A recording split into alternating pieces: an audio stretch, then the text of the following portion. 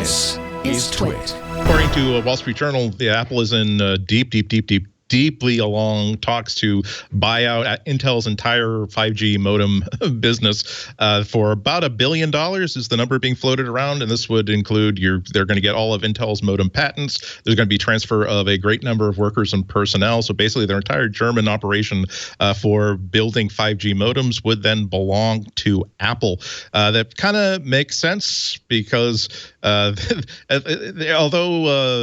Intel was disappointing Apple mightily, they were disappointing Apple specifically. So they were disappointing Apple according to their needs and their terms. So you would think that whatever work that they had been doing on 5G would be a very, very good fit for Apple. Also, having read most of the court documents of the Apple versus Qualcomm lawsuit, I would think that Apple would like to manufacture its own 5G chips, if only to spite Qualcomm. Although the face that they would probably put on it is that we're Apple, we like to build everything. We don't like to rely on outside parties to make anything for us. Rene, does that seem to make sense? Yeah, I mean, a lot of people are saying, "Oh, I hope Apple makes their own modems because it'll save us money." But quite often, when you can buy a generic modem from Qualcomm, that's the path of least payment. But what is super interesting about this is that Qualcomm can they can put the SoC, they can put the chipset with the modem and make it a single unit, and there can be efficiencies in that. But beyond that, Qualcomm just doesn't have the money to make anything that's not supremely popular. We've seen them struggle to make smartwatch chips, for example, because there's not a huge amount of customers for it. So it's like a chicken and an egg problem. But Apple does not do profit and loss on the component level. So they would love, and it's probably going to be similar to ARM, where they bought PA Semi, got the ARM IP license, and then made custom chips. They'll buy IBM's Infineon business, and they've already got the Qualcomm IP license. It was part of the settlement, and then start making their own custom modems. And that's maybe 5 years away, especially for 5G. But 5G right now is not very good, so we don't really care. But the idea is not just iPhones. iPhones is like the common ground, and even iPads. But if you can start putting them in watches and in earpods, which there's no business for Qualcomm doing that, but Apple could do that, and then Doc Rock would have his AirPods and not have to take his iPhone or watch with him, and that starts to get really exciting as we get into glasses and all that territory. And the great thing about a 5G chip and mobile is that you could just, if Doc could basically take one of his AirPods out, put it on like a nice piece of pork or a steak, and make a couple of calls, and boom, it would like flash fry that nice thing. Now you don't want to have the thing in your ear when you're getting a phone call, but yeah, no, I definitely see that. Would you like to have like a 5G ear thermometer that's more of a temperature positive interaction?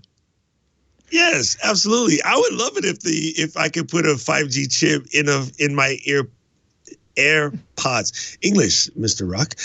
Yeah, I would absolutely love that because again, you could get further away from your phone.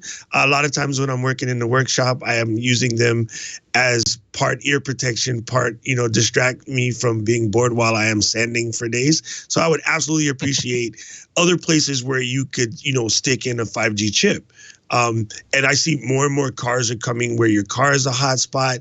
So we are going to see more and more sort of connected devices like that. And I think the one advantage too of Apple having all of this is in hand is they have better control, and that last minute pivots when there's something changes and they want to, do it right away. They don't have to go through 80 different hoops to get that done.